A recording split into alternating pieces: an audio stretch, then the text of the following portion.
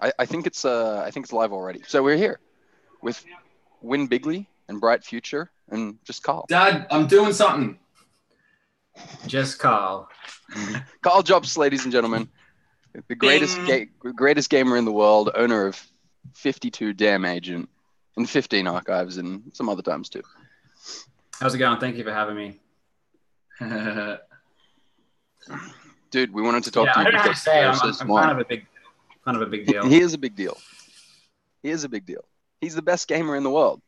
Yeah, that's crazy. That's my opinion. Is it your opinion, Karl? I'm happy being one of. Yeah. I don't need to be the best. Yeah. Paragon. Paragon X9, of course. Let's not forget. Yeah, Karl, I want to talk to you about the reason we're here, by the way. The reason we're here doing this video is we're in the visioning phase. Yeah, Hebben talks about visioning. So we're visioning. Mm-hmm. So we're going around talking to the smartest people we know and the best gamers we know, and asking them for a vision of a better culture, right? Mm-hmm. So what's the difference between envisioning and visioning? Envisioning, I'm not familiar with the term. Like envisioning. Yeah. Envisioning. I'm not familiar with that prefix. Really? What do you envision? Yeah, envision. Yeah. It doesn't matter. Okay. Yep. Same ballpark. Easily the same ballpark. Yep. Same thing. Same thing, yeah. Yeah, so we collected like a bunch of areas of culture, like movies and do you want to hear them? Do you want to hear the categories? Yeah, hit me up. I'll tell you the categories of culture that we want to make better. And that we've thought of so far. Like I'm sure there's so far. Ready? We've listed like. I actually thought of another one that we'll put in. I'll add it when we go. Music, movies, dating, fitness, health, social media, journalism, sexuality, male-female relationships, education, politicians, self-development, fashion, art, food and bev, nightlife, free speech, privacy, advertising, products, service, morality, reason, becoming successful, comedy. Yep. It's a lot of good topics. Yeah, for sure. Yeah. A lot to talk about. I'm looking forward to really delving deep into food and bev. Food and bev is probably my weakest area. I mean, Karl's a fan of KFC, which I got a woman to handle that one. Oh yeah. Oh, fuck, it's so funny. Stir fries. Meat and veg is probably typical. Yeah. Well, there's nothing wrong with maybe that can be a new category, meat and veg. meat and veg. Meat and veg is like typical Australian stuff. So, yeah. It's underrated anyway. Meat and veg is awesome. Well, if we could make meat and veg the quality of Australia all throughout the world, I think we'd be doing great because they don't do steak as well as they do in Australia in other parts of the world. Well, I never see many places just doing plain meat and veg. It's always got to be some fusion, some special crap on it. I've never been big on gourmet stuff. I like it simple, and especially these days, more and more. I just think macros is pretty much all I think about when I eat. Imagine if you could go to a restaurant and you could just say, "Look, I just want meat and veg." Like no, you probably get away with it. It depends if you ask. Effective communication, you can probably do it. Yeah, you probably could. So what category are we in today? Advanced learning and performance strategies. Yeah, is that in reason? Reason / becoming successful? It's kind of in reason and becoming successful. Reason would be probably different to who you ask. What's your definition of reason when you say it? Not everyone is reasonable. In the logic category. Because everyone has an idea about what's reasonable, but not everyone is reasonable. So here's the thing about Karl and reason though. On the Perfect Dark Elite board, everyone will be having this fucking argument. Everyone's like, I think this, I have this opinion. And then Karl comes along and he just posts his opinion and then the argument's over. And everyone goes, yeah, Karl's right. Fair enough. Yeah, he's kind of good at So I think what we can do is we can insert a little bit of Karl's ability to reason and Karl's ability to figure out stuff into the global consciousness over the next 10 years. Consciousness. It's one of my goals, to be honest. I want to increase my reach in the world. What you see, Karl. Yeah, and what you want to do. Yeah. Tell us your vision. My main objective? Yeah. My main objective is to help people learn. Cool. Because I think it's one of the biggest issues that I see that I could actually help. So my talent is learning and being able to break down problems and figure out what needs to be done in order to get to the next step. And in my experience, most people don't know how to do that. So essentially what happens is the first roadblock they get to, they quit. Call it quits. Yeah, for sure. Yeah. And I don't see, I have an idea about what I think is the right answer for that. And I think the strategy that most people use, or what's the strategy that most experts use, is not effective for most people, which is, in my opinion, evidenced by the fact that not many people really push themselves and learn. I think as a kid, kids learn because their parents give them the idea, and children don't have any further responsibilities. So there's nothing stopping them. You'll find when it comes to adults, the amount of adults that actually proactively learn something new is extremely rare. 100%. Extremely rare. You'll rarely find, say, an adult who has no musical experience decide I'm going to play piano and start playing piano. You just don't see it.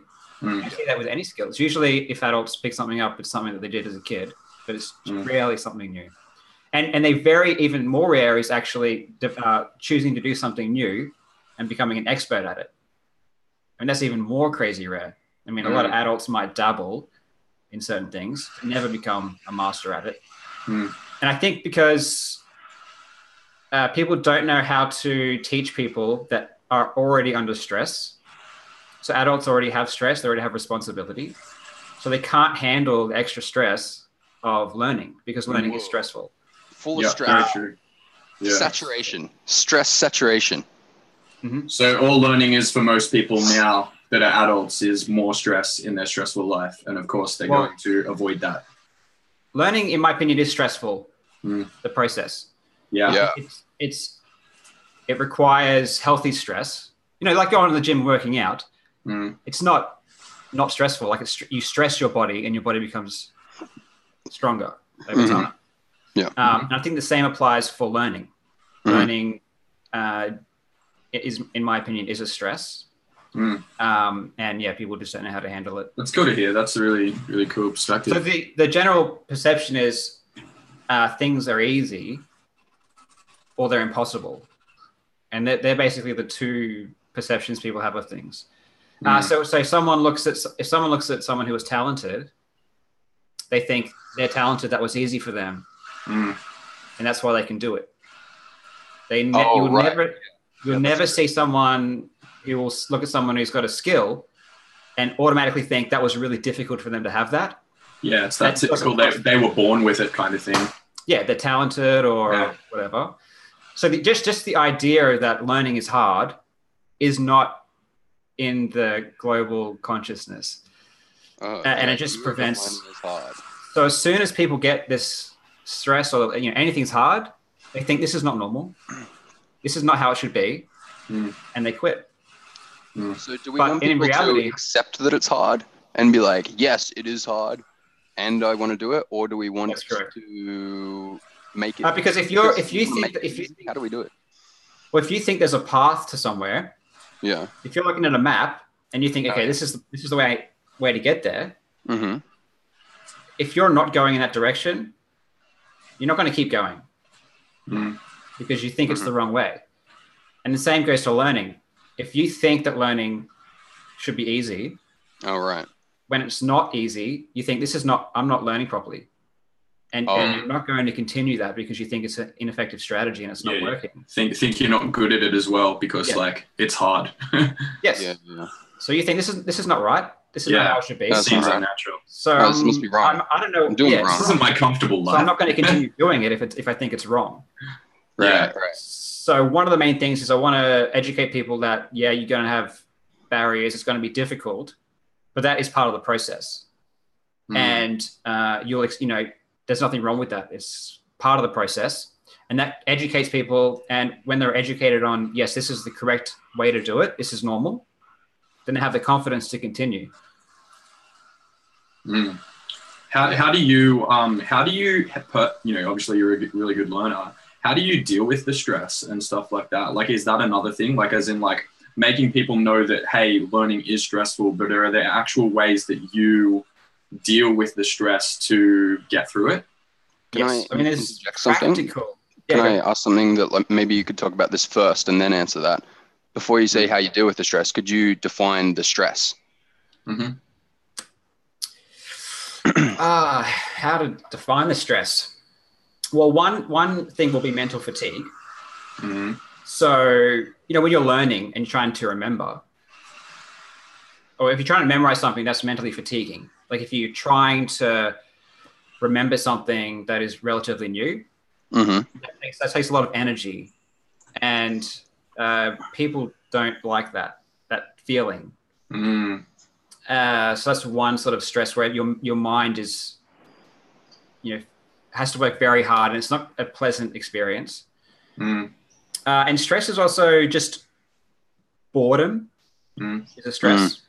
And especially today, more and more people they don't want to be bored. And because at any moment you can choose not to be bored. You have YouTube, you have social media, whatever.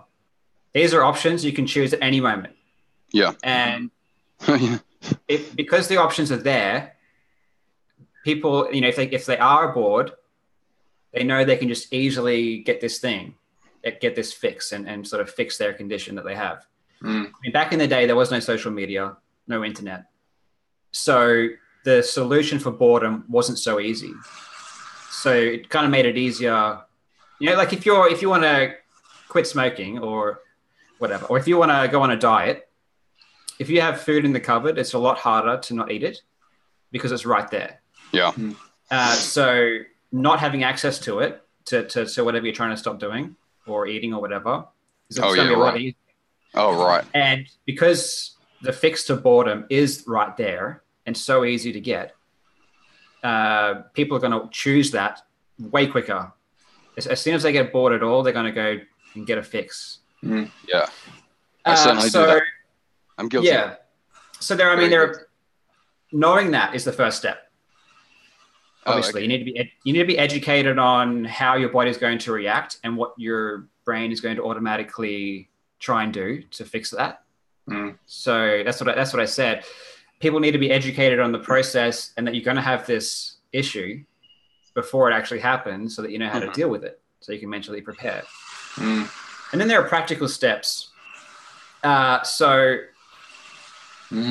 a bit deeper, but the practical step, I can explain why, but the practical step is you can learn to distract yourself while you learn, so that the stress isn't as big. And this sort of clashes up against the idea that if you're trying to do something, you have to put your whole concentration on it, which is, if you want to learn something, you got to focus on it. That kind of thing. Yeah. That's not effective these days for most people, because they're fighting against that urge to distract themselves, to go somewhere else. So a practical example would be, if you want to play piano, or if you want to learn piano, put a movie on. Yeah. And watch a movie while you play piano. Have a distraction and something that you enjoy while you play. That's so cool. And I've tried it. It works.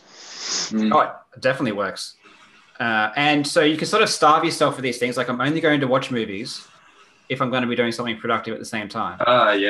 Yeah. And then you have both. There's a stress there, but you also have that thing that you're looking forward to. Yeah. And that's okay. I mean, that's a good addition. We'll just say you make a rule for yourself where you're only going to watch movies if you're going to do something productive at the same time. Productive as well, and you're like, I want to watch a movie. I want to watch a movie. So what actually happens is you end up, your brain doesn't think, I have to play piano. That sucks. You're like, I can't wait to watch that movie. Yeah. And it's just, the wiring of your brain completely changes. So you start to look forward to doing that activity because you get that reward. That's awesome. That's really cool. I find I get a little bit bored in movies anyway these days, so it's almost like it might make it a little bit more bored in movies. So like watch 20 minutes and you're like, let's see what's happening on the Donald. Yeah, I'm just like end up doing something. It's exactly the same thing with me. I don't get through movies these days without for sure. I think they are worse, but our attention. They are worse. Last Jedi. So that's one practical example. Same thing for the gym. In my gym that I have at home, I have a computer with a screen, and I can watch something while I work out. Cool. Yeah. I pretty much do that for most shit while you work out. Yeah. I watch YouTube or something while I work out. So I try to mix something I enjoy, with just an enjoyable distraction, with the thing that I'm doing. And the key thing is, you don't have to have 100% concentration on what you're learning for you to learn. Oh, totally. That is not the case at all. You can have half your attention on it. Yeah. Still learn. Especially something like a musical instrument as well, like all that muscle memory kind of thing. Yes. Yeah. Oh yeah. That's a block, right? Like that. See, we have all this fucking collection of incorrect beliefs about learning, and there's like fucking 100 of them. Okay, I can tell you exactly. I can tell you why that is. I can tell you the reason for that. And the reason we have these, if you want to be the best, these strategies work. Focus. The thing is, not everyone wants to be the best. Oh yeah. And these strategies are very difficult, which is why, and they do lead to success, but only 1% of people are going to be able to actually do them. Yes. Because they're so hard. Yes. And there's no advice just for the noob who just wants to do it casually. Whenever you get advice, it's always from an expert. It's always from someone who's successful. People want to learn from the best. Yeah, people want to learn from the best. People want to learn from the best, but the tactics that the best use, not everyone's going to be able to do it. So what happens is people learn from the best. They get these strategies that do work in theory, but they just can't pull them off because they're too difficult. And they quit. And you'll see that with pretty much everything. Yeah. So same for bodybuilding and gaining mass or dieting or whatever. It's always optimal strategies that in theory are optimal, but the reality is optimal is just too difficult for most people. Yeah. So, and there's no, where do you go? Where do you go to get just good enough to get a steady progress and something that's easy that most people can use? It's rarely that do you find that. Everyone wants the best strategy. Everyone wants, the perfect diet. And the really fast strategy as well. Right. Which would, again, be more difficult. Karl, do you think that the way to get this, because if people who want to learn shit know how to think like you're thinking, they'll be able to do it, right? However, is the strategy to get that outcome to teach those people directly, or do we need to teach people who teach? To teach in a different way? Like, how many levels do we go up? You need different teachers for different strategies. So you need different teachers. Oh, you may not need different teachers, but you need a strategy depending on your. Okay, so it's kind of hard to look at someone and say this is the best strategy for them. What you actually need is a period of time where they're trying a strategy, and then see how they went. And then use that person's history to cater a strategy for them. Oh, yeah. So it requires sort of information from two parties, both the teacher and the history of the person. And the actual people that are learning need to be able to look at their own previous results and extract, information about themselves from their history. And then use that to then create effective strategies, because everyone is different. Everyone has different strengths, different weaknesses. Oh, right. So it's not about teaching strategies. Yeah. It's about finding out the history of the person and what they can do, and then creating a strategy for them. Mm-hmm. But you have to know learning kind of thing rather than one learning thing fits all. What was that word? more like an individual learning thing Yes. rather than this like one thing fits all kind of thing, which is what most training systems are. Mm-hmm. Yeah, exactly. At the moment, we've got like the talking head, like saying, "Hey guys, today's video, I'm going to teach you 3 strategies to become an expert at this skill that I discovered naturally." Mm-hmm. And then they teach it, and then there's like 1 million people who get the same message. Yeah, who it might not work for. So, like, are you saying? Well, there's more to it. It's more to it about whether or not a strategy is effective in principle. That's different from can that person execute the strategy. They're 2 completely different things. Yeah. Okay. Yep. So there's two kind of strategies that you need to sort of get handled. How do you do the thing? Mm-hmm. And then what can the person actually do themselves? What can the person do? Yeah. So, and then you want to sort of develop a strategy that the person can maximize for themselves. So you need to be able to tailor everything. Everything needs to be scalable. You scale down, scale up, depending on, you know, what the person can handle. How well, this is probably more of a bigger visioning thing, but if learning is more kind of like, you know, it depends on the individual and who they are, blah, blah, blah. Mm-hmm. How then do you teach something to big groups of people and get a good outcome from all the individuals? You won't really, in my opinion. So you think that learning and teaching should be more small group kind of orientated, rather than like this big kind of picture thing? Well, it should be individualistic. Yeah, okay. But the thing is, once you understand what I'm talking about as far as using your own previous experience, being able to scale things down yourself, you don't need a teacher for that. Yeah. So in order for people to learn anything, one of the biggest steps is them being educated on what learning feels like and also how to monitor your own learning and progress. Yes, exactly. So then what does someone do if they're trying a strategy that was taught to them, and the number one problem that people have is not doing it? The number one people have with a strategy, or one problem, is not actually doing it at all. Because what happens is the stress gets too much. Mm-hmm. They wake up one day and then they go to do it, but they can't do it because it's too stressful. Yeah. Then what do? Quit. If literally, if they only have just a principled strategy for how to execute something and they literally can't do it because it's too much, or for, you know, there's multiple reasons why they aren't doing it. But if they're not doing it, then what's their next step? They need to be able to self-manage and sort of learn how to scale that down.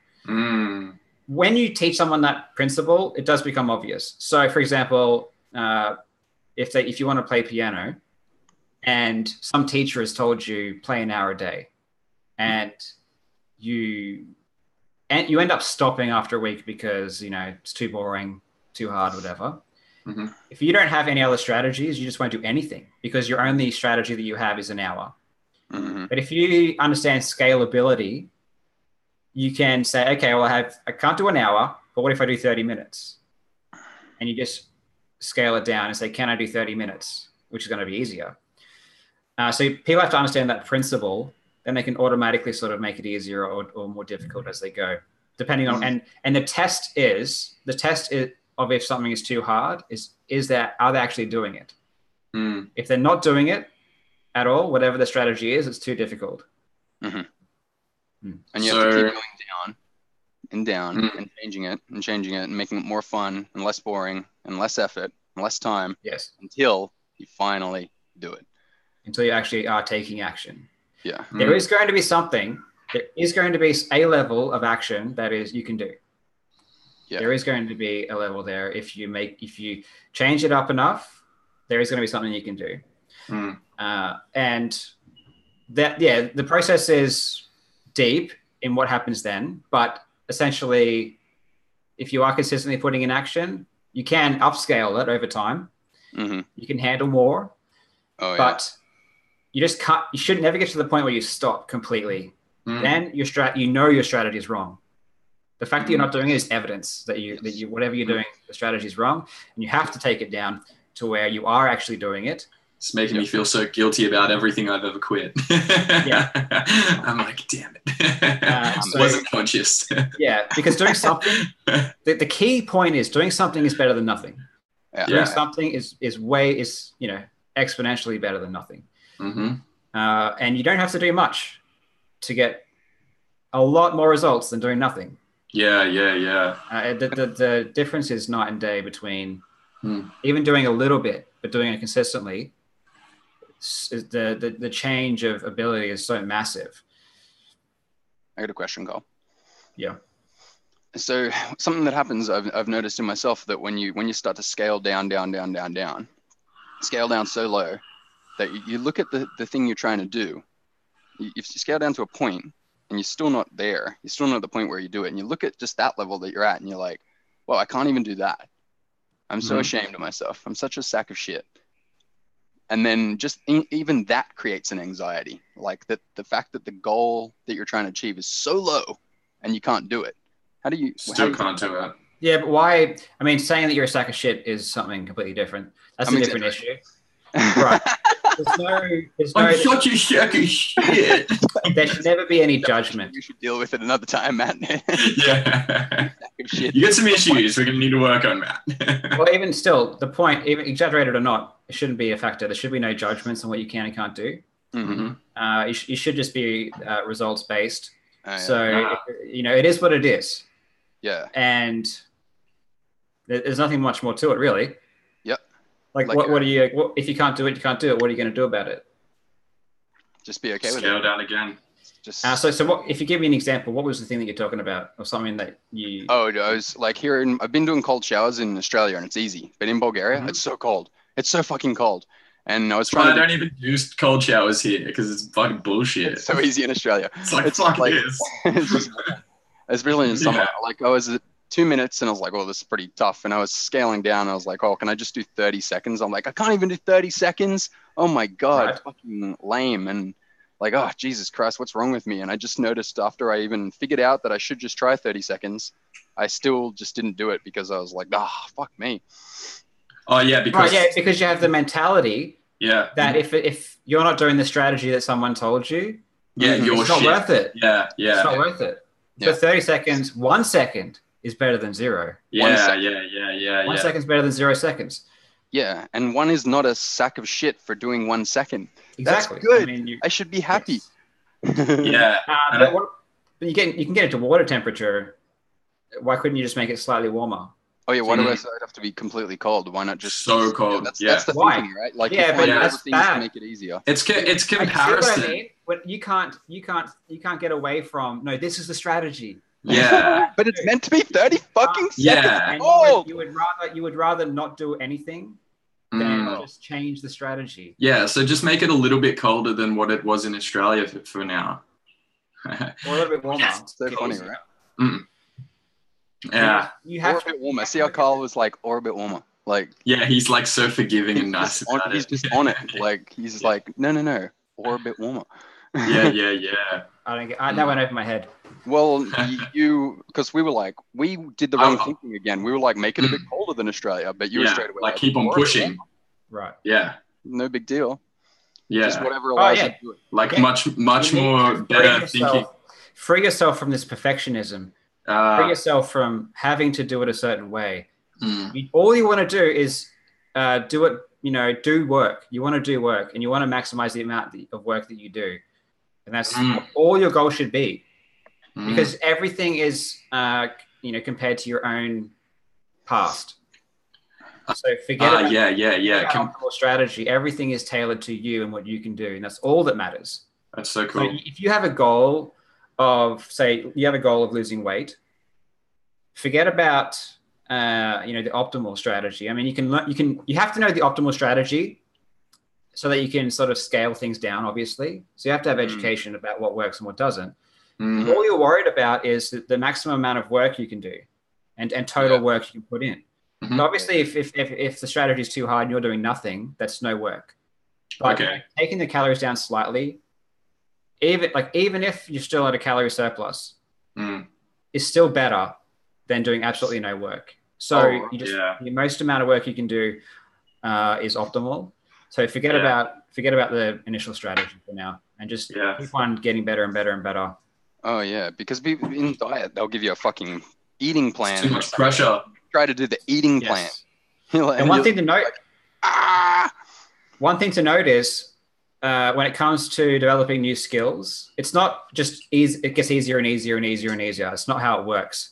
So you might get to a point, let's say you're doing a minute cold showers for a few months. You might have a month where it's more difficult. And that's fine, because you're not like a robot who feels the same way every day. You have life stress, you have responsibilities, and you can't just be like, okay, well, I don't feel like it today, so I'm not going to do it. You have to just assess how you feel and use always kind of check on a day-to-day basis, what did I actually do yesterday? How much work did I actually put in? And then use that as a prediction for what you're going to do today. So for example, if you did nothing, that is a predictor that you're going to do nothing today. So if you woke up yesterday with the idea, I'm going to do a minute cold shower, and you said, fuck it, that's too hard. Yep. Today, it would be stupid for you today to wake up and think, I'm going to have a minute cold shower. Oh yeah, daily that cycles. Is really dumb. Daily cycles of changing the goalposts and bringing it closer, right? Yes. So yesterday I woke up and said I was going to do a minute. Like, I did nothing. This is so good. Yeah, I'm just sitting here being like, God damn, life's getting better. Yeah. I can read his fucking face.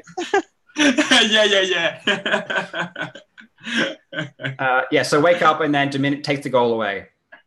So to basically minimize the goal. Yeah. And try that strategy. Daily goal. Yeah, so I'll give you an example of what not to do.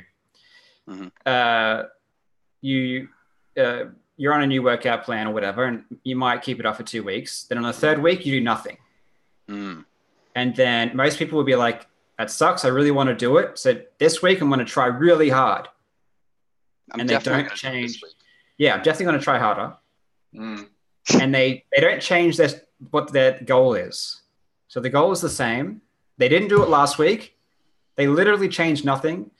And they expect they're going to do it just because they want to. Yeah. We don't do things because we want to. Like I did it before. I can do it. I just need to do it again. Yes, but it is stressful. And if you apply stress for a consistent period of time, that stress feels more over time.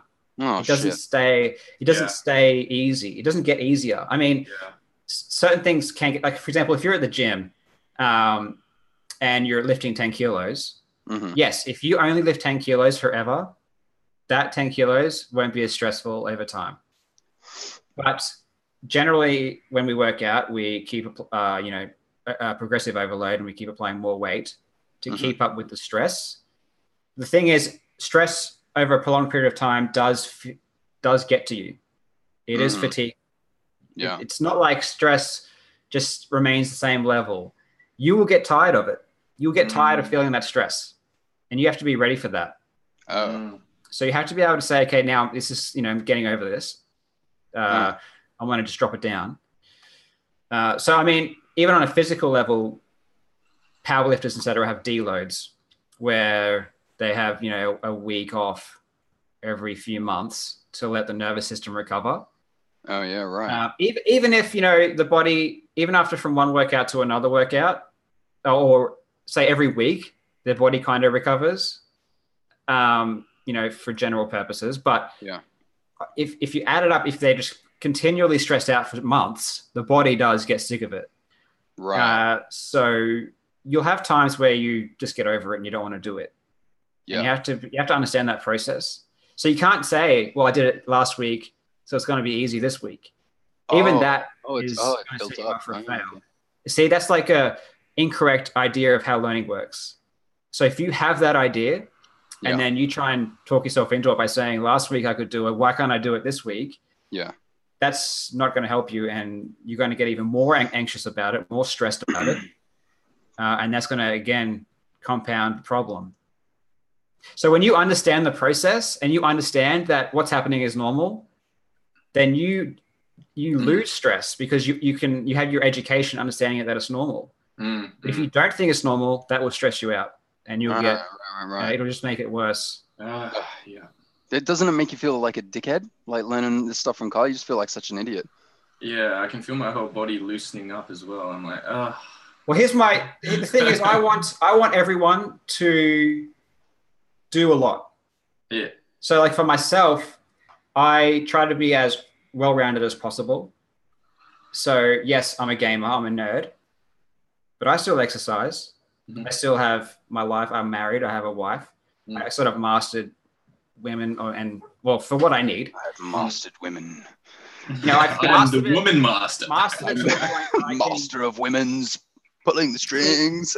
I don't mean I can get every woman, but I have a goal for what I want in life, and I can achieve that. So it's mastered for my purposes. Mm-hmm. And then I learn piano and guitar, and I do a whole bunch of other stuff. Mm-hmm. And my goal is to have other people be able to do that as well. Okay. And I want to be such an example that, I say to myself, hey, I can do this, this, this, this, and this. You should be able to do at least one. Mm-hmm. If I can do many, you can do one. Mm-hmm. Yeah. So most adults should be able to play a musical instrument. Mm-hmm. They should be exercising, and they should be able to overcome obstacles and sort of get with it, learn new skills. Mm-hmm. Because when you're old, you won't have a job, and you're gonna have nothing. All you have when you're old, you got your family and stuff if you had a good life, but you should also have skills that you can enjoy. Yeah. When I'm old, I want to play piano. Fuck yeah. I want to be able to dance. I want to have, be knowledgeable in a whole bunch of different stuff. Karl's going to be the coolest cunt in the nursing home. He's going to be and he's going to be like, you cunt should have fucking learned something. Could you do fucking anything? Yeah, exactly. Now, here's the thing. When I'm old, I'll be so wise. Yeah, yes. I'll be able to profit off that. Yeah, fuck yeah. You have to learn to grow a beard, Karl. Karl the White. No, I can't grow a beard. Karl the White. I've been trying to grow a beard for 31 years, and that doesn't work for me either, dude. Sean can do it. I can't do it. Kinda. I trimmed it. Okay, so let's get to the visioning thing of how people can do all of this. Like, where do you think it starts for them? Is it kind of like people need to be taught in like an education system or something like that, what learning even is? It's like people don't even really know what learning is. For like your understanding of it versus like me when I'm at school and it's like, oh, they tell me something and then pretty much I did as much as I could based on what they gave me, and it was over.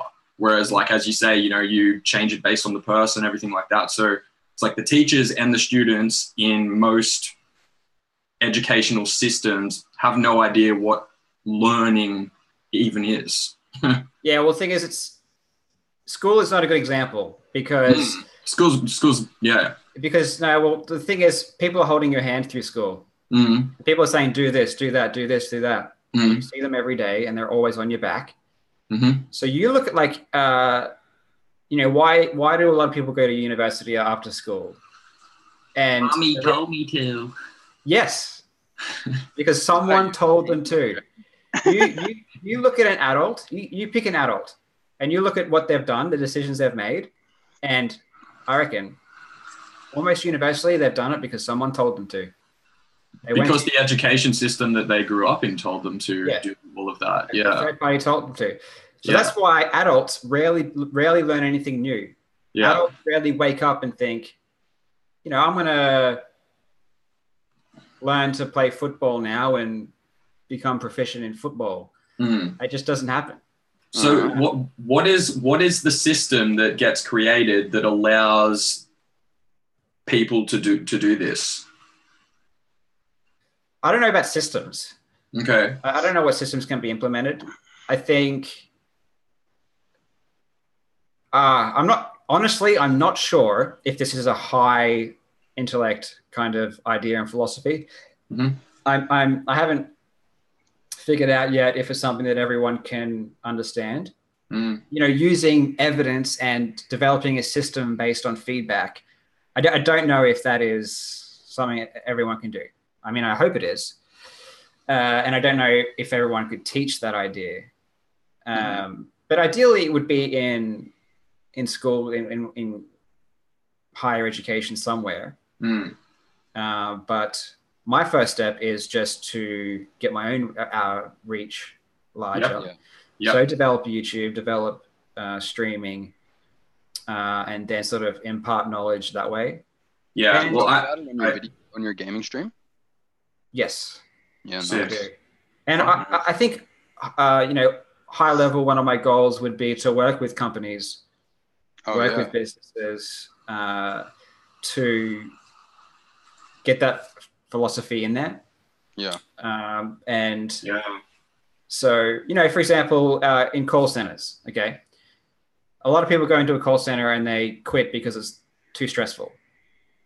And I tell you what, most people don't, they think stress is a bad thing. And how stress relates to the learning process really is not well known.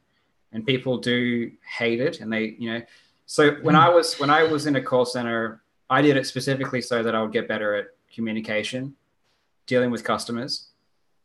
And it was stressful as fuck. It was not pleasant. But, I didn't quit because of that. I understand that it still is still learning even through that. So, stuff like that would decrease turnover in large businesses, having, employees be able to deal with stress or changes in business. And when they get new employees, how do you teach them in a way that, doesn't cause stress and helps them learn better? Even with, if people understanding the learning process, they want to achieve more because they understand that they can do it. So I think businesses having this in a business setting would be good. Just like any other sales philosophy are in a lot of businesses. This could, if I could put this through, implement it. Yeah. So, sorry. I'm done. Go. I guess a thing that I have learned is that a thing preventing people from accomplishing things, so it might not even be only specific to learning, is that they can't deal with stress. Like not being able to deal with stress fucks people up, and then they can't progress in whatever fucking direction they're trying to go in. Yeah, well, one of the main reasons that they can't deal with stress is because they don't think stress is normal. Yeah, okay. So like I said at the beginning, when they look at someone who's talented or someone who has developed a skill, they'll never say they worked hard. They'll never, they may... Oh, that must have been really difficult for them. Yeah, that must have been so difficult, and I'm sure there overcame a lot of obstacles to learn that. It just doesn't roll off the tongue the same way. They say, oh, they're so talented. That's literally what they say. That must have been more difficult for that guy than me, for sure. Yeah, it's a good one, man. They never think that. They always think that must have been easier for them. They have something I don't have, is what they think. And I understand that philosophy because I had it growing up. My parents never told me about practice. Yeah, everyone has that for sure. The standard, right?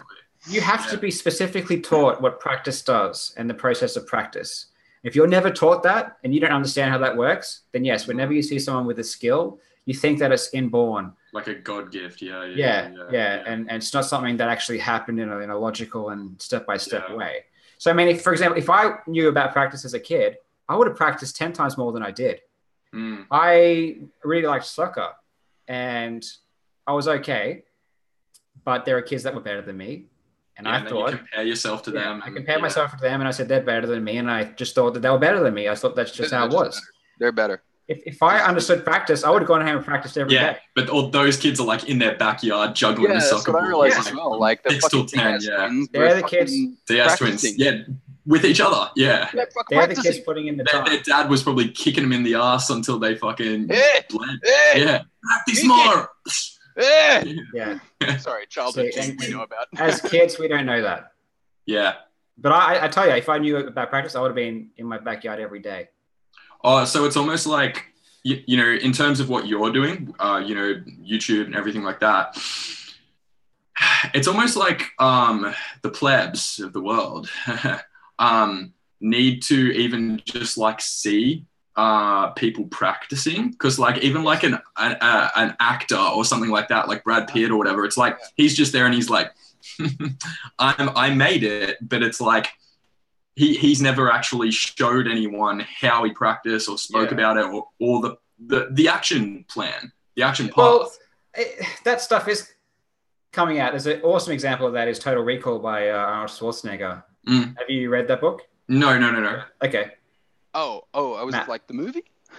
No. It's autobiography. And does he just detail a bunch of stuff, does he? Yeah, I've noticed that Arnold Schwarzenegger has popped up on YouTube a lot lately, like about all the things he's done. So yeah, but he maps out, you know, he said he was never good at acting, but he took acting classes every night. And he does talk. So some mentors are out there saying that hard work is what's important, but it's not cool.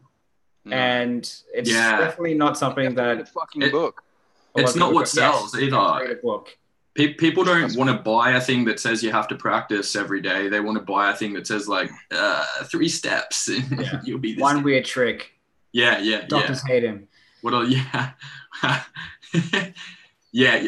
guess like this knowledge definitely slowly seep into the consciousnesses.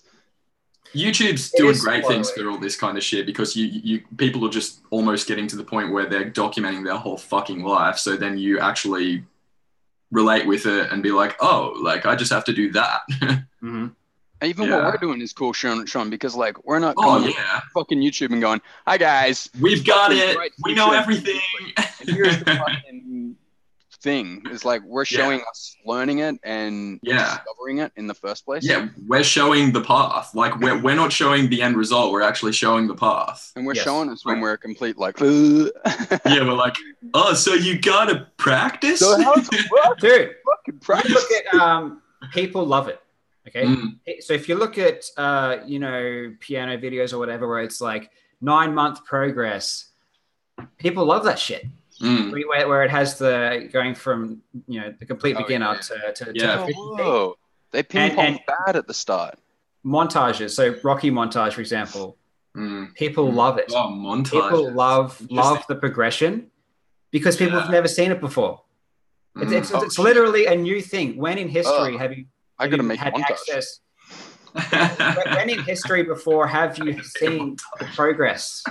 Never. You in history have only ever seen the you never see the progress. You never see the path. Documented. But now things can be documented. Yeah.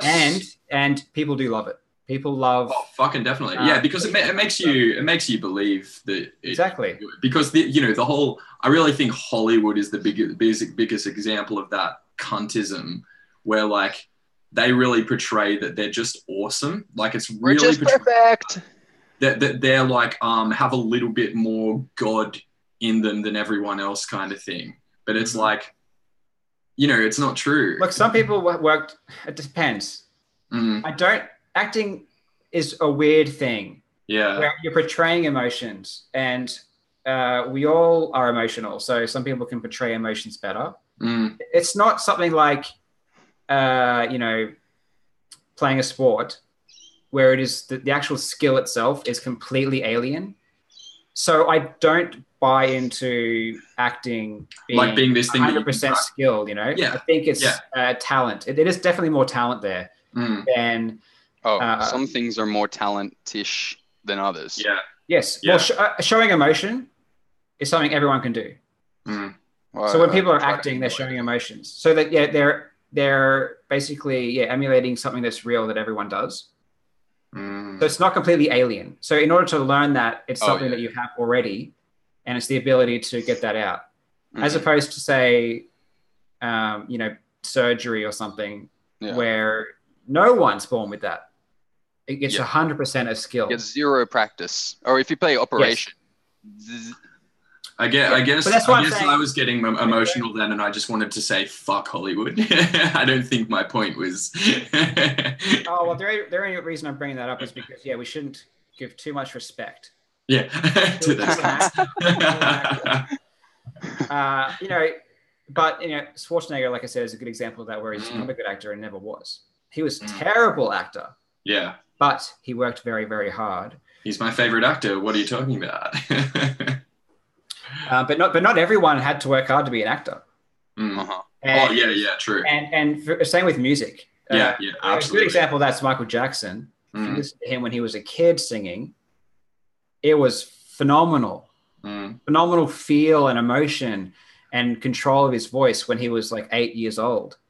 That's not that kind of confirms that you don't need to sing and practice singing for 10 year before you're a virtuoso.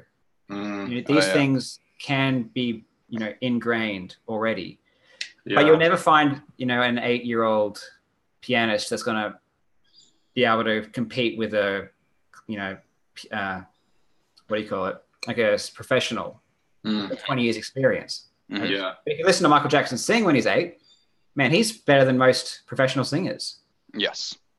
So some things are inborn. Yeah, some things are born, but some things require actual practice to achieve anything. This is a complete tangent to what we're going on about. Oh, good. Doesn't matter at all. Okay. So people shouldn't respect some things as far as work ethic, and to be very good at piano does require some wisdom about how to get there, but other things don't. So you got to figure out where you want to get your advice from. Oh, good point. One thing that's been coming up for me, like this isn't completely related to you, Karl, just more Sean, is we kind of need like the mega education system. I think talking to Vic and talking to Karl, it's like, I think everything is it seems like everything is coming back into education, and that like it's like it all comes and has to go through this new educational funnel kind of thing that doesn't exist yet. Yeah. Because the whole time, current things that have been taught, they're not good enough, and new things need to be taught, new ideas. Well, Well, maybe. I mean, there's two. Karl will have something wiser. Just forget what we were saying. Just Karl's opinion's generally just wiser. So just give it to us. Here's the thing, okay? It's not about everyone being great, okay? Because that might not be possible. That's what I'm really trying to get out of, and I think we do generally, Matt, is that like we're so like everyone can be great, but it's like a lot of entrepreneurs do think the education system sucks because it doesn't teach entrepreneurial ideas. Yeah, and like individualism and stuff. But the world, or at least capitalism, does. The evidence is there that entrepreneurs still arise. Oh, fuck yeah. And so you're saying that the education system doesn't produce them, but here they are. And on the other hand, too, you do need an education system in order to teach. Like if you want the society to create an engineer, which we need people to create buildings. We need doctors. These things are actually legitimately improving society. You need to teach if you want to get the maximum amount of engineers or the maximum amount of doctors, you need to teach every kid. And you can't just choose to teach some kids and not choose others, because you're going to decrease the overall amount of doctors. And we can't predict if a kid's going to be a doctor when they're young. So you need to teach everyone certain things in order to produce the people who go into these jobs. So I disagree with the fact that the education system's bad. And I think that you can improve on it. Yeah, that's where I lie as well. Like, I think calling it bad is an overstatement, but it's like... And it does, the education system does produce doctors. We have doctors. And you have to prepare kids for university and stuff. I mean, all that kind of memorizing things that a lot of people say school only makes you memorize stuff for a test. That's not... Well, I mean, our system does produce doctors. Okay, so what I'm saying is the evidence is there that our system works. And, we do get entrepreneurs and we do get these intellectual positions. Yeah. So I don't buy into the fact that, there's some fundamental problem and you would have to point and say what the benefit is of, say, a new system and what kind of impact it would have. But, maybe you could put some of these things into the system. Yeah, I think that's the thing. Yeah. I think that the thing is that it's like, well, the way I see it going is that the way it's been so far is like just a very uniform system, but I see it kind of, I don't know, like more like breaking apart a little bit more, and there being like subsystems and stuff like that within it that are more privatized and tailored. There's an Ayn Rand thing that she spoke about. I really like this one where like she talks about, blah, blah, this and that. And she's like, they set up all these schools in every country. And there's so many of them for handicapped children and stuff like that. And, so there's heaps of taxpayers' money going to that. Yes, specialty schools for those special people. But when she was at school, even as like a 10-year-old or whatever, she was like, what about the fucking school for me kind of thing. And it's like, I like that idea that like there's not really enough attention or money being spent on specialty schools for other kinds of really fucking, like both of you, to be honest. Like you guys. Thanks, man. Thanks, Sean. Yeah, but the issue is how do you predict the future for that person? If you, like I said, if you take someone out of a system, tests. So like testing that they're not going to become a position or a work position. But no, I don't even think it's like that. But I think so. I don't think it's necessarily a different kind of breeding kind of situation. It's just more like separate the hyper intelligent from the not hyper intelligent. But not in a way where you go in there and get them. It's like, it exists. There are better places where you can be educated, and the parents can be like, "Well, I want my kid to get in there. Let's apply for that." But that's why we have university. Yeah, but that's only at age 18. What about earlier? Yeah, that's my thing. It's like, I reckon. So what's the benefit of making things harder for a kid? Oh, I don't think it is harder. I think that like someone like Matt, for example. Yeah, like, but it wasn't hard enough. If they're smart, so school is easy. Is making the work more difficult or whatever. Like, so give me an example of what you would do with the smarter kid. Okay, so you go, Sean. You well, being probably a touch on the idealistic side. Sorry, what was your question one more time? What would you do with the smarter? You want to separate the children. Yeah. So what would you do? Yeah. So, but that's the wrong verb. Like, separate gives the wrong ideas. Like, that sounds like there's someone there who's it's more just like opportunity based rather than like, it's like just give particular children, like make the education system richer with opportunity for children that have the ability to perform higher. Yeah. So can you give me a practical example? Yeah. And I'll just interrupt there. If you don't separate the kids, is it going to be one teacher for both groups? No, it definitely is separating the kids. Like, I actually do see a school, like, it's like, as in, you get disadvantaged schools and the kids are already being separated. There are issues. And I'm talking about. I just see more options for private education. Yeah, that's what my thing is. There's the regular stuff, and the parents, if they want, can try to get their kids into the other 100%. School that has better stuff. Into mega school. So my kid goes to the mega school. Even for example, like me going through school, being heaps interested in music from when I was 12, and the only thing I could do was do a music elective class with a bunch of like bludgers that kind of did it to like do an easy class and play the xylophone and have a go on the drum kit. And like that heaps stunted my learning, like heaps. I could have been getting taught amazing things about, this and this and this, but I never got the opportunity. So what I'm seeing is like that potential for different schooling systems where one, if you are more on the hyper intelligent side, there's an opportunity for you to go and do things that suit your intelligence level. And two, if you do have a talent or a skill that is budding and likely to be your passion, that there should be opportunity for you to go and do that kind of stuff in school hours as well, rather than like, you know, it being like an out of school kind of thing. Mm-hmm. Yeah.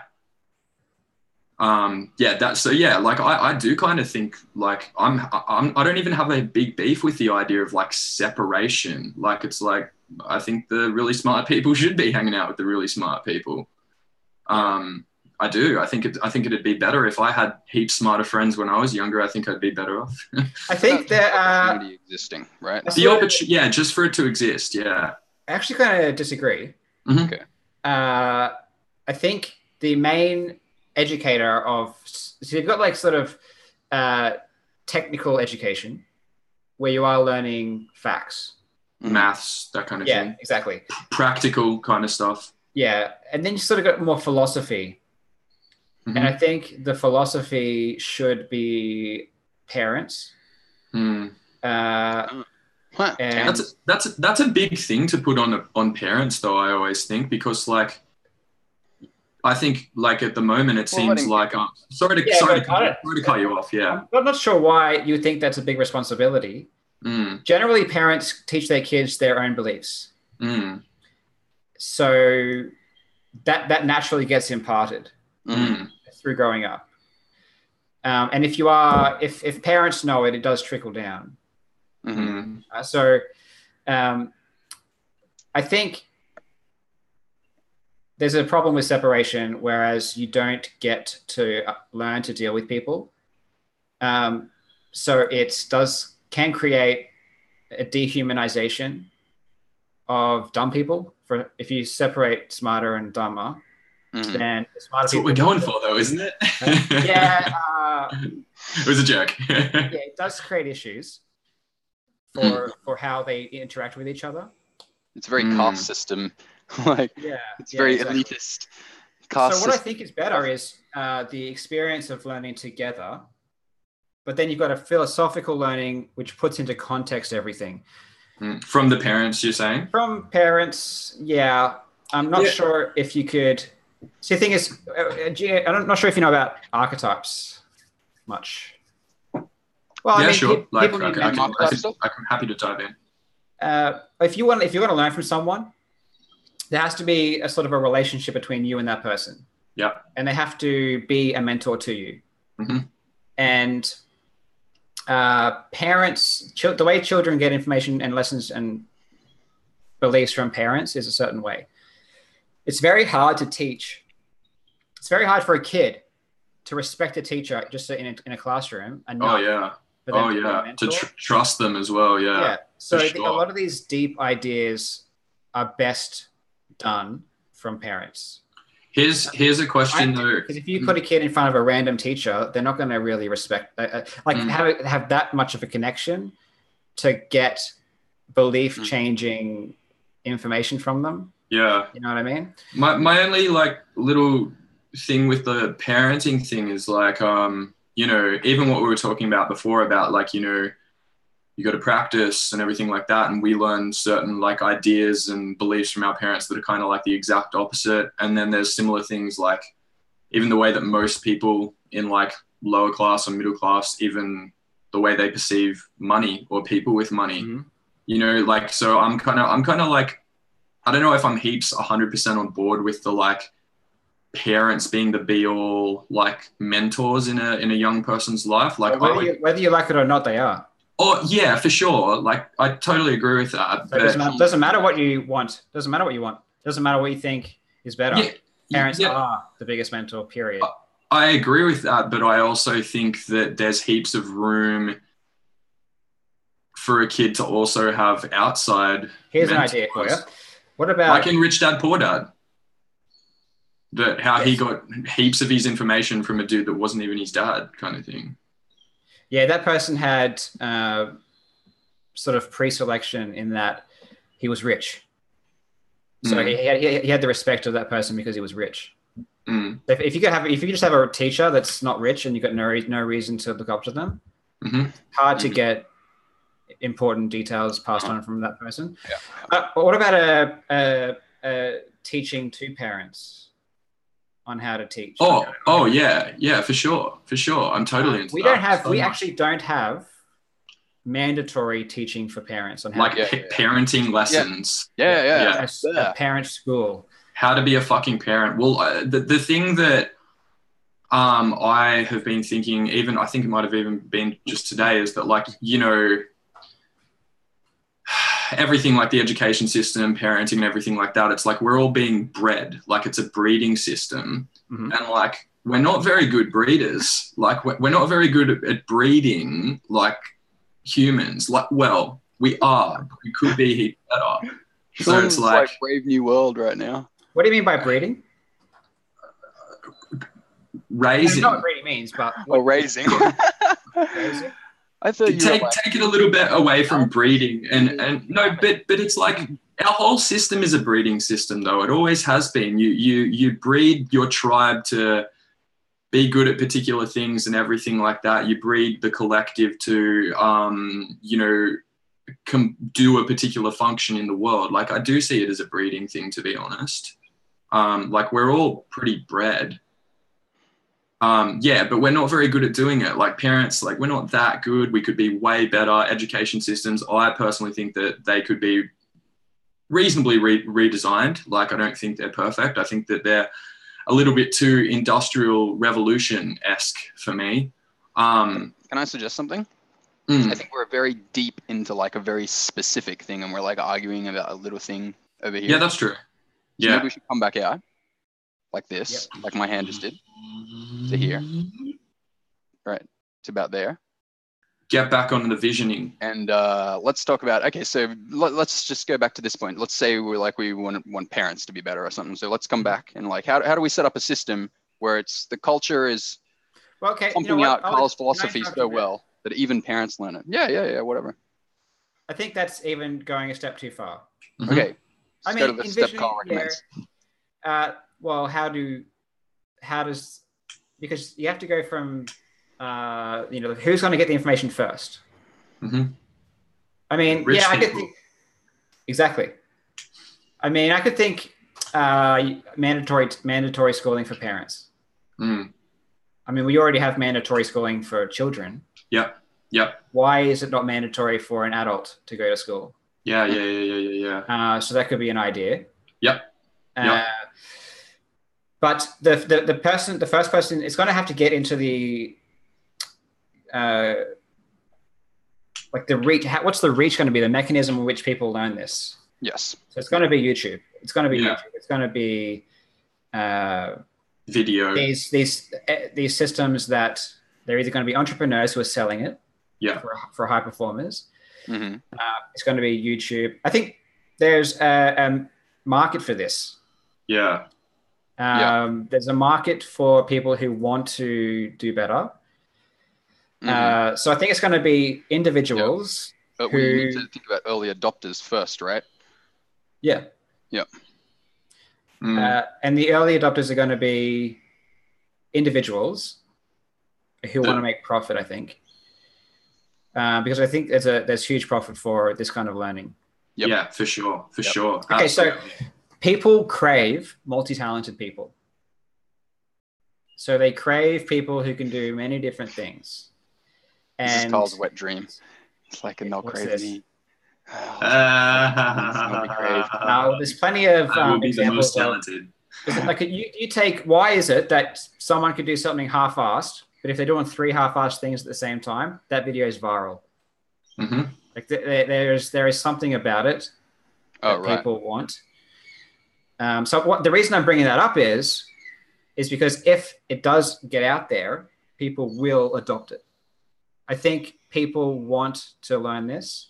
So I don't think it's going to be difficult. I think all it needs is reach. And how do you hit as many people as possible? Hectic. That's really cool. I think that eventually it will become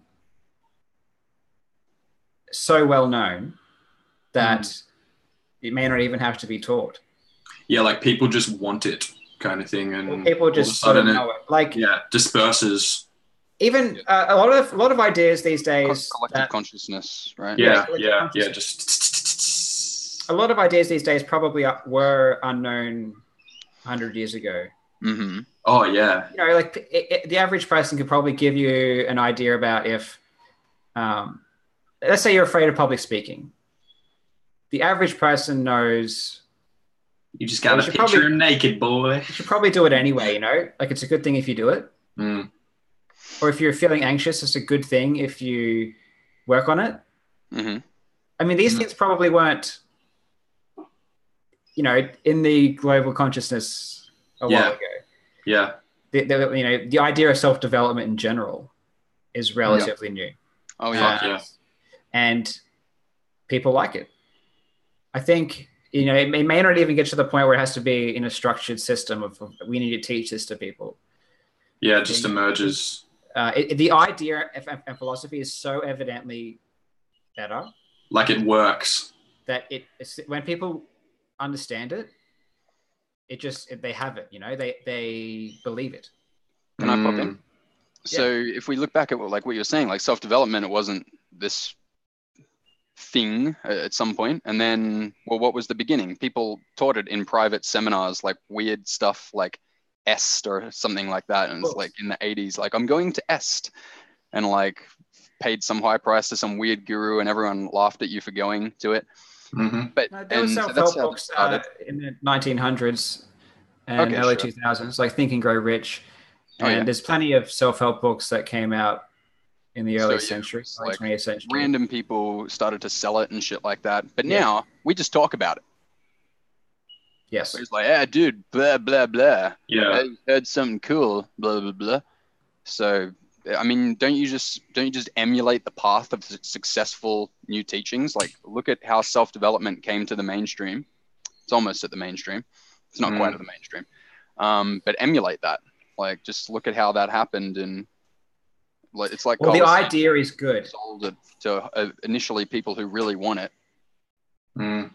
Well, I mean, even a similar example is sort of approach anxiety and my system that I created for that, which is basically dealing with stress. So if approaching someone you don't know is super stressful, can we just define this approach anxiety just for people, you know, because we've got 2 subscribers, man. So we're probably getting a few views on this.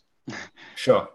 Approach anxiety? So approach anxiety is just the fear that you feel when you're approaching someone you don't know. Mm-hmm. Yeah.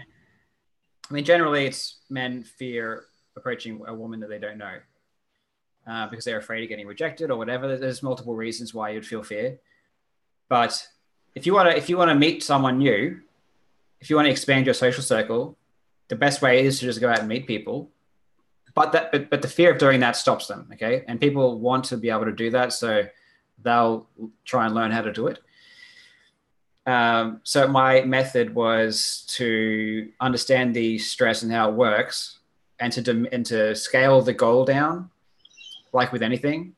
Mm-hmm. So instead of going up to someone trying to befriend them, which is very scary, you would, you know, go up to them and just say hello and whatever, and one line, and then walk. What's the price of a beer? It could be anything like that. Yeah. And instilling the idea that it's okay to do that. It's okay to do something small. You know, people think it's weird people think it's weird to go up to someone and not try to befriend them if your ultimate goal is to befriend them. So if your ultimate goal is to make friends. What a mind fuck. Yeah. So if your ultimate goal is this fucking paradox. Yeah, if your ultimate goal is to make friends and you're too afraid to go out and make friends, people think it's weird to just start off by going out and saying hello and not actually trying to make them your friend. Yeah, trying to make getting used to that. And sort of deconditioning that fear response that you have. So people don't understand to scale things down. They see that as really weird. That idea and that philosophy of developing and strengthening is not well known. And people they'll say that's really weird. Why are you doing that? If you're only playing 5 minutes of piano a day, people will think that's well, hey, just play 5 minutes. Why don't you play an hour? You know, that 5 minutes. You're supposed to practice for an hour. For 5 fucking minutes. Yes. Oh, how meanwhile, they're literally doing nothing. Yeah. Nothing. And you know, eventually, you're not going to be playing 5 minutes. Oh, sorry. I mean, eventually, you play more. Okay? Yeah. But the people have to understand where they are and go the next step up, not try to go all the way to the top. It seems like people are kind of imprisoned by what they think they're supposed to do and the results that they think they're supposed to get, which like is quite unrealistic a lot of the time. Yes. So I don't think I have anything to add to that, actually. That's pretty straightforward. What was the original point that led us here? We were just talking about how self-development started and emulating the path that took to come more mainstream. Oh, yeah. I was saying that when people hear this philosophy, it makes sense. Oh, yeah. Yeah, and the results that you get from it defy what you think would happen because it's an unknown sort of strategy. And people think it wouldn't work because it's not the strategy that they're taught. Oh, yeah. So, you know, people haven't... Critical counterintuitive. Yes, people have an idea about, they hear a strategy and they're like, that works. So then when they hear this other strategy that isn't as much total work, they think that's not good enough. That's not good. But the counterintuitive thing is, for most people, if they do less work, the total work they do in the long run is a lot more. And they'll probably end up getting the fucking job done. Yeah. Because more work at the beginning leads to no work a few weeks later. Yeah, because it's so fucking stressful. Yeah, it's like, you just jump in and you're like, oh, I can deal with this. I'm going to swim 2 kilometers today. YouTube told me to do it. I can fully deal with it. Yeah, that's hilarious. But when people actually understand, then I can tell it's very successful. As in, people really like the idea. And it's definitely an idea that if it had more widespread reach, people would be lapping it up. Yeah. I mean, people do understand, it makes sense. And it's the thing that they're looking for because they've had so many failures and they think it's on them, which it isn't. And they want to hear that it's not their fault, it's just a bad strategy.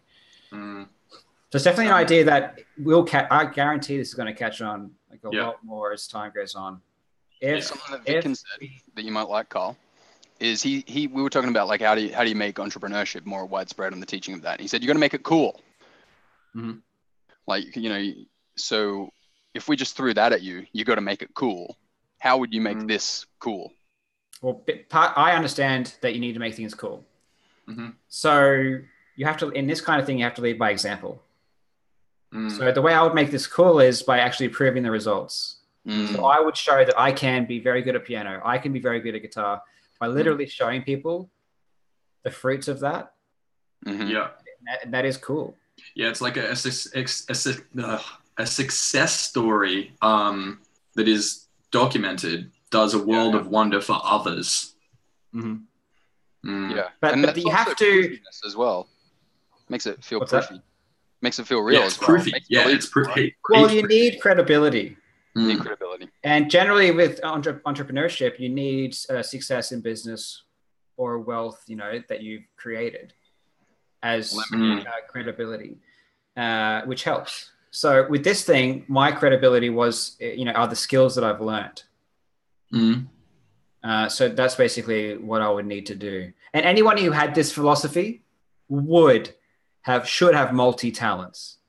Like you can't understand this. If you really get it, you can't not just over time develop a lot of skills. Hey, with learning, what's your opinion and approach on like learning things that you don't enjoy? So it's like for me, things like drums and music production and mixing and everything like that, I've gotten pretty fucking good at that stuff. And, you know, one thing that's driven me is like my general ambition. And another thing that's driven me is just that I fucking enjoy doing it. So it's never like been near as stressful as anything else. So like, do you have any like tips or anything on learning things that you don't enjoy?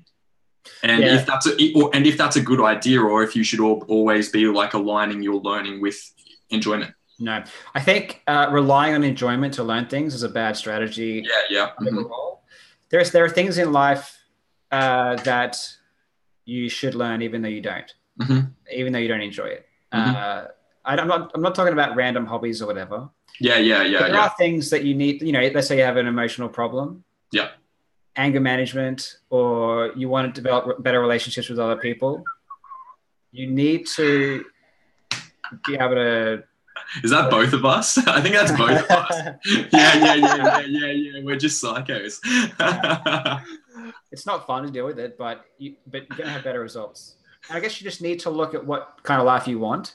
Yeah. So I don't think that you should be doing things that you enjoy all the time, and that's how you should make your decisions. To sort of plot out the actions that you should take in life, I think you should look out into the distance and think, okay, what kind of life do I want? And I want this, and this. And sort of even disregard. So when you set goals, you kind of disregard the process that it would take to get there. And you sort of create goals just based on what you want. Yeah. And then if you do that, then you may have things that you both want, but at the same time, don't think you'll enjoy the process. But eventually, if it is something that you really want, you should still do it, even though you don't like it. And that's kind of a philosophy thing where you have to believe that that's the case, where you should still do it, despite the fact that you don't enjoy doing it. I mean, if you look at, there's a lot of people who have success and they say that the path to success isn't always fun. And you need discipline. I mean, these things are important for everyone to have. So I would say enjoyment in of itself shouldn't be a barrier to doing anything, but you would do practical steps. So if you don't enjoy it, then put on something you do enjoy at the same time. You kind of make it at the same time. Make it as enjoyable as you can. But I mean, I haven't really found anything where I've really wanted to do it, but I have hated the process. Yeah, well, I'm the same in all honesty. Like, most things I am doing, it's like I use the example of things I really do enjoy, but at the same time, there's plenty of other things where it's like, yeah, whatever, like fucking, just got to do it kind of thing. Yeah, I mean, some things when it comes to practice, some things get tedious. Yeah. And definitely some skills are more tedious. One example where you might not enjoy the process, but you should do it is if you want to be a doctor or there's some technical profession, like an applied science. That's where you need discipline and sort of certain mindsets you kind of need to cultivate. But eliminating the idea of enjoyment completely, that has to be something that's part of it, is probably the first step. Just understanding that it's not fun. Yeah, just get over it. Sort of get over it. Make it practical steps. Yeah. And I guess as well, I guess, there's that like stress barrier of entry with most skills. But, as far as I've probably experienced is, you kind of swim through that stress barrier and like you actually do kind of start enjoying the learning a little bit as you go. I mean, that's personal for me as well. It depends how you're going about it. So for an example, with piano, okay. When I'm learning piano, I have a goal of how good I want to be, and that's quite good. And I want to get it there as quick as possible. So every time I practice, I'm pushing myself to my limit. So that means every single practice session is as difficult as it was the previous one.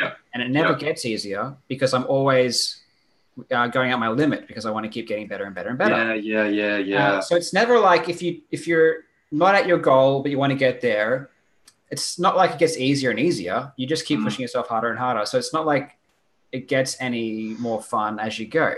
But you need the wisdom and you need the foresight to know that one day when you do get your goal, then, it gets easier. Yeah. But until you get there, it's going to be difficult. I think a thing that I've probably noticed, and some things I've, learned and things like that is like, I have gone like this far and gotten pretty good at like, and I think drums now is the one that's the most like that.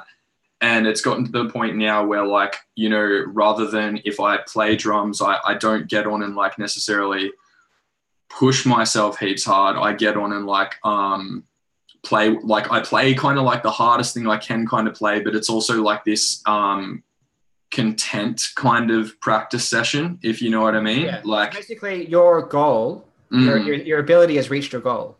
Yeah. So yeah. So that's fine. Yeah, it's like that's kind of what I'm coming to terms with. That like I mean, your technique is going to get better through practice. Okay. Yeah. But I mean, if you had not reached your goal and you actually were trying to play pieces that you couldn't play, that's not going to be easy. That kind of process is never easy.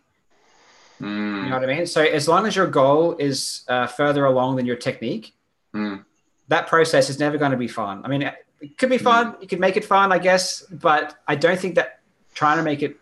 I don't think it's ever going to be a pleasure to push yourself.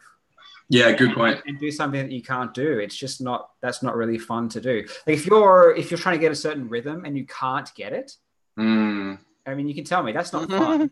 Yeah, fucking earth. It's not fun to try and do something and not do it. That's not fun. In a way, sorry, Karl. I was going to say it's not fun. That's pretty much what I was going to say. Yeah. Yeah, it's not fun. It's like when I think of RSD, I think sometimes the reason that they like I don't 100% always enjoy their content is because like the thing that they express is that like it's just always going to be fun. Like you just got to go out and you just got to have so much fun, like get in the moment. And it's like, oh, fuck off, mate. Yeah. Totally. That's true. As if they had fun, as if they were always having fun. No, well, they're probably ENTJ. Or not ENTJ, they're probably extroverted. Mm-hmm. I don't know about that. It doesn't seem like they come from extroverted states. Probably perceivers as well. Yeah, so they do enjoy that. And that's what I said before, is that you get your advice from the expert and they tell you what is optimal. Yeah. Optimal is to be enjoying it, right? Yeah, optimal is like kind of like you might fucking not. Because of state transference and everything. If you're out having a good time, then everyone else is going to be having a better time. But not everyone is going to have a good time. So again, there's that what do you call it, where it's just a difference in what you want to do and what you are doing, and that causes extra stress if you're not aware. Why am I not having fun? I was told to have fun. I guess the like simplest thing, but the biggest thing I've got from this is like there's like this weird thing where everyone thinks that learning should be like this weird mixture of easy and fun. And then when they do it and they get stressed, they're like, oh, fuck this. No, So when it's they actually easy and fun, they're like, I'm doing it wrong. Yeah. And I can't do it. Like, it's like almost literally the opposite. Like, where what he said. Yeah, exactly. Dang. The Brady Bunch. It's literally the opposite, where it's usually boring, hard. Usually stressful, always stressful. Yeah. Always stressful, and it's not fun. So yeah, and it's like fun when you reach a goal. Okay? When you accomplish something and you can be proud of yourself. Playing a piece that you can play, that's fun. Yeah, but that's not learning. Yeah, that's not learning. True. That's not learning. Yeah, that's just doing something you can already do. So the actual act of learning is always stressful. Yeah, and the reason why so many people don't really do anything and quite often give up is because they just have a really weird perspective on what the thing should be. The process of like they don't know what, like they don't even know what I think that's the thing I'm getting from you as well, is that like you have understood and have like quite a conscious view of what the process of learning is, and you've accepted it, whereas other people haven't done any of that. Like they're in a very low level relationship with the learning process, like an unconscious one as well. Yes. And when you're not educated, if you don't know the way, then if you get stressed, you're not going to keep pushing forward, because that could be in the totally wrong direction. And you don't want to be going through pain if you don't think it's doing any good. Yeah. Is this a waste of time? Am I wasting my time? Well, it's a waste of time, and it's not fun. So the only way you push through pain is if you understand that it leads to something better, which is why we can go to the gym and push through the pain to get bigger muscles. Back in the day, people might have done work and thought, fuck, this is not good. This is bad for me. This doesn't work. Yeah, like no one would have sat there and exercised.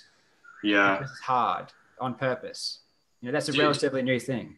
Do you think a thing that prevents people from also like kind of working towards most outcomes in maybe today's society more is that, like, yeah, they might kind of wanna like get good at, fucking salsa dancing or whatever, but they don't need to. Like, there's not as much need in any of our like kind of activities compared to like, getting muscly back in the whatever times. No, it was almost like you had to do it. You will have to do it. Like, I'll tell you why. It's all about social value. Nowadays, so many people do work out that if people need to do it to have social value. Okay, so there's a new form of need, which is social value. Everyone else is going to come up. Yeah. And if you don't do anything, if you don't do it too. Oh yeah, that's cool. That's awesome. That's a cool. That's a cool motivator though. Like it makes it a bit more inevitable for me at least. Really, now sort of being overweight is deemed as like low value. Yeah, low value. It's getting more and more low value as you go along. Oh, definitely.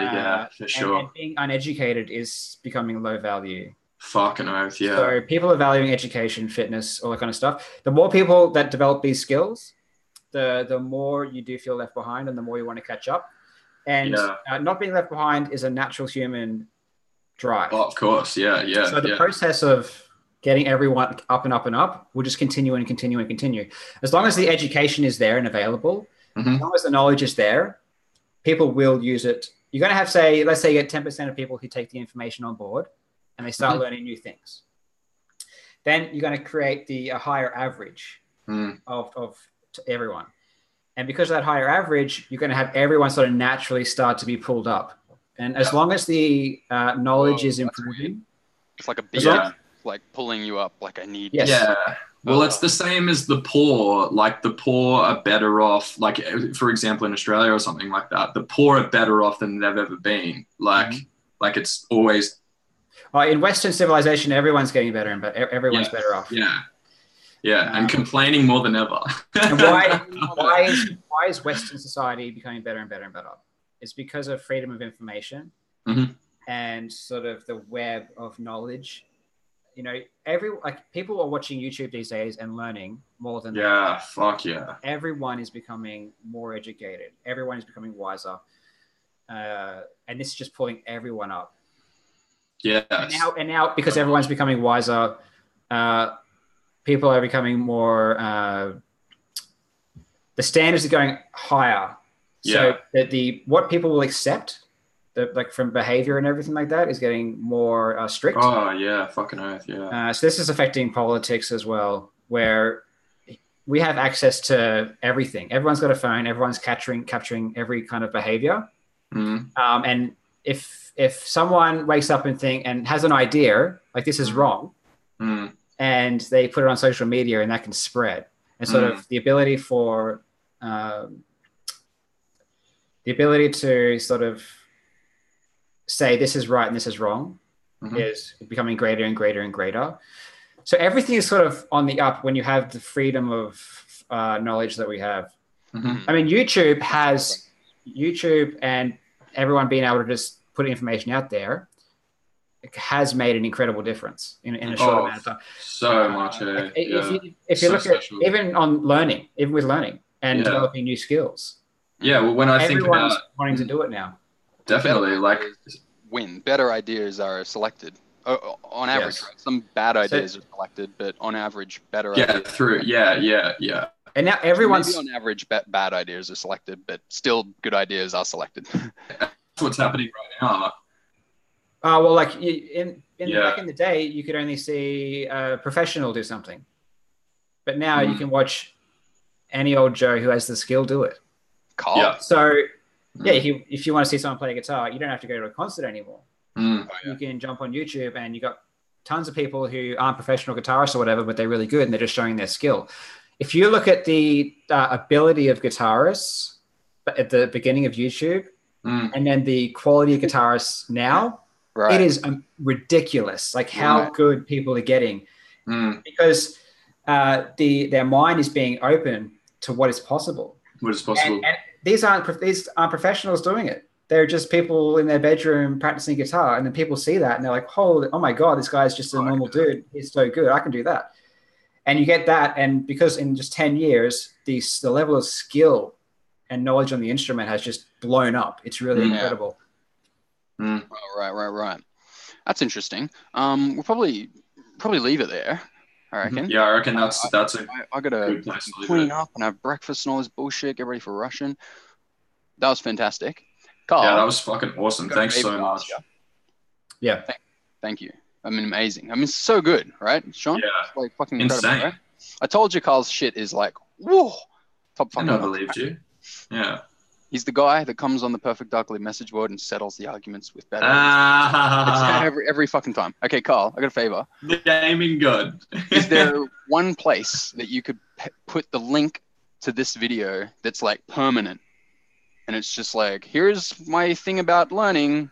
Check this out. And so just everyone, well, not everyone, but like people who come into your reality have a way of finding this link and getting to this so we can get more reach. Yeah, I'll put it on my YouTube.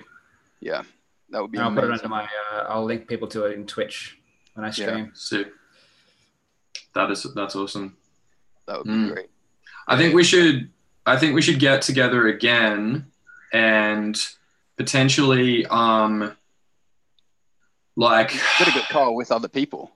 Yeah, definitely. But I'd like to like have a bit of a brainstorm on creating some kind of like, you know, like almost like dot point system on how to fucking learn that people could read or something. You know what I mean? Like this thing that you can read so that the process that you're talking about can at least be unraveled a little bit in people's heads, like and so that even manifest when I talk to someone else or when Matt does, so that we can articulate it quite easily and you know, pay it forward almost. Yeah, we can do that. Teach us to spread your idea to other people as well. Yeah. Trust me, there is. It's one thing to just explain the content, but it's another thing to teach us to pass the content on. And also for you to be able to articulate it in a short little ding dong dong dong dong thing, like a point system. How to sell the idea. Yeah. How to transmit the idea. I mean, there is a process. There is definitely a process. It's more than just philosophy. Like you can. Yeah, it's like just this fairly logical, mathematical kind of thing. I'm super logical, so. Oh, it's fucking cool. Even though I'm expressing things with words. Yeah. Really, you're logical? That's I wouldn't have noticed you as a logical kind of guy. So these are actually like everything that I'm saying is practical. Fuck yeah. I think that's the thing I get from you, that you have made your approach to life just one big practical. Yeah, it's very practical, and it's like anyone could do that if they kind of just understood it a bit more. Yeah. So I think reducing it down a bit would be cool. Sorry. What I love, one thing that Karl does is that's great. It's like you say something, right, and you're too certain, right? Yeah. And then Karl goes, well, there's a part of truth to that, maybe.